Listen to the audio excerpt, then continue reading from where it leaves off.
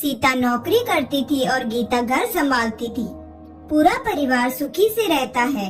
सास ससुर दोनों के दो दो बच्चे, कुल 10 लोगों का परिवार है। कई सालों बाद दोनों की बुआ सास कुछ दिन वहाँ रहने आई। सुबह उठते ही बुआ जी ने देखा सीता जल्दी जल्दी अपना काम निपटा रही थी।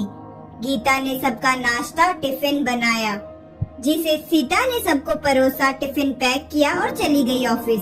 गीता ने फिर दोपहर का खाना बनाया और बैठ गई थोड़ा सास और बुआ सास के पास। बुआ जी से रहा नहीं गया, बोली, छोटी बहू तेरी जेठानी तो अच्छा हुक्म चलाती है तुझ पर। सुबह से देख रही हूँ रसोई घर में तू लगी है और वो महारानी दिखावा करने के लिए सबको नाश्ता परोस रही थी, जैसे उसी ने बनाया हो।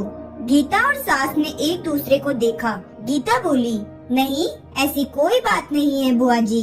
बुआ जी बोली, तू भोली है पर मैं सब समझती हूँ। गीता से अब रहा नहीं गया और बोली, बुआ जी आपको सीता दीदी का बाकी सबको नाश्ता परोसना दिखा, शायद ये नहीं दिखा कि उन्होंने मुझे भी सबके साथ नाश्ता करवाया। मुझे डांट कर पहले चाय पिलाई, नहीं तो सबको खिलाकर और टिफिन पैक करने में मेरा नाश्ता तो ठंडा हो चुका रहता, या मैं खाती ही नहीं। दीदी सुबह उठकर मंदिर की सफाई करके फूल सजाकर रखती है, तो मम्मी जी को पूजा करने में अच्छा लगता है। मैं तो नहाकर आते ही रसोई में घुस जाती हूँ। शाम को आते हुए दीदी सब्जियाँ भी लेकर आती है, क्योंकि आपके भतीजों को रात में लेट हो जाता है, तब ताजी सब्जियाँ नहीं मिलती। ऑफिस में कितनी मेहनत करनी पड़ती है, फिर ऑफिस से काम करके आकर रात को खाना बनाने में मेरी मदद करती है। वो मेरी जेठानी नहीं, मेरी बड़ी बहन है। मैं नहीं समझूंगी तो कौन समझेगा। बुआ जी चुप हो गई। शाम को सीता सब्जी की थैली गीता को पकड़ाते हुए बोली, इसमें तुम्हारी फेवरेट लेखक की किताब है, निकाल लेना। गीता खुश हो गई और बोली, थैंक्स दीदी।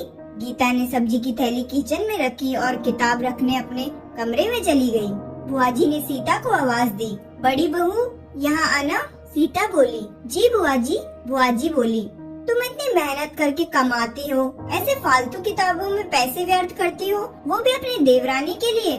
वो तो वैसे भी घर में करती ही क्या है, तुम दिन भर मेहनत करती हो और वो घर में आराम। सीता मुस्कुराई और बोली, आराम? गीता को तो जबरदस्ती आराम करवाना पड़ता है। सुबह से बेचारी लगी रहती है, किचन में सबकी अलग अलग पसंद, 4 बच्चों का टिफिन सब बनाती है, वो भी प्यार से। सुबह की चाय पीने का भी सूद नहीं रहता उसे। दोपहर को जब बच्चे आते हैं, फिर उनका खाना, उनकी पढ़ाई सब वही देखती है। वो है इसलिए मुझे ऑफिस में बच्चों की चिंता नहीं रहती। मैं अपना पूरा ध्यान ऑफिस में लगा पाती हूँ। कुछ दिन पहले ही प्रमोशन मिला है। मम्मी पापा की दवाई कब खत्म हुई है, कब लानी है, उसे पता होता है। रिश्तेदारों के यहाँ कब फंक्शन है, क्या देना है, सब ध्यान रहता है उसे। घर संभालना कोई छोटी बात नहीं है। मेहमानों की आव भगत बिना किसी शिकायत के करती है। उसे बस पढ़ने का शौक है। फिर मैं अपनी छोटी बहन की छोटी सी इच्छा पूरी नहीं करूँगी तो कौन करेगा। बुआ जी की बोलती फिर बंद हो गई। सीता वहाँ से उठकर चली गई। ये सारी बात सास पूजा करते हुए सुन रही थी। बुआ जी के पास आकर बोली, जीजी ये दोनों देवरानी जेठानी सगी बहन जैसी है और एक दूसरे का अधूरापन पूरा करती है। मेरे घर की मजबूत नींव है ये दोनों, जिसे हिलाना नामुमकिन है। ऐसी बातें तो कई लोगों ने दोनों को पढ़ाना चाहिए, पर मजाल है दोनों ने सामने वाले की बोलती बंद न की हो। और सास मुस्कुरा दी। बुआ जी की बोलती अब पूरी तरह बंद हो गई। देवरानी जेठानी का रिश्ता होता ही ऐसा है। मायके से ससुराल में आने के बाद कोई परेशानी आने पर दोस्त समझकर जिसे अपना पूरा हाल समझाए, वह देवरानी जेठानी होती है। देवरानी जेठानी के बहुत सुने